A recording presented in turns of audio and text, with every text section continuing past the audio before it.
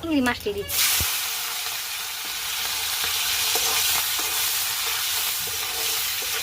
এখন আমি পেঁয়াজ আর কাঁচামরিচ দিয়ে দিচ্ছি। নাড়াচাড়া দিয়ে দিচ্ছি।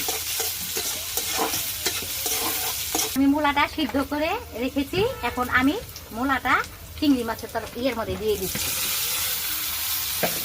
আমি এখন আবার একটু নাড়াচাড়া দিচ্ছি।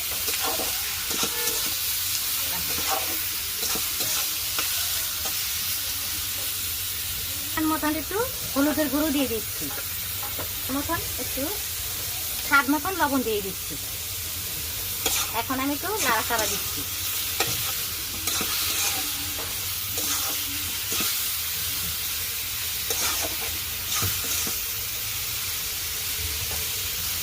একটু দেখে দিব।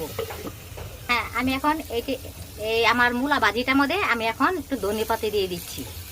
এখন আমি একটু স্বাদ মতন একটু চিনি দিয়ে দিচ্ছি।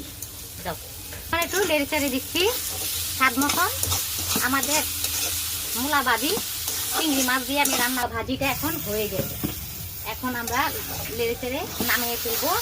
যদি আমাদের মূলা ভাজিটা দেখতে যদি ভালো লাগে, আপনারা বাসায় রান্না করে খাবেন এইভাবে, আমি যেভাবে রান্না করেছি।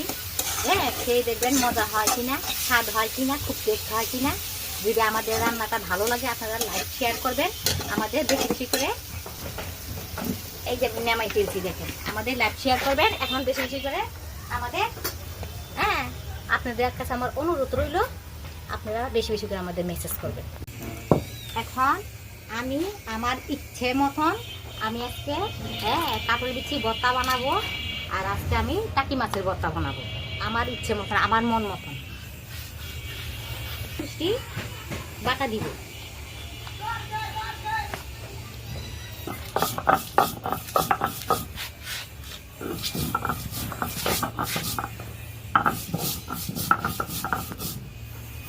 এখন আমি মাছটি পাটায় দিয়ে দিচ্ছি।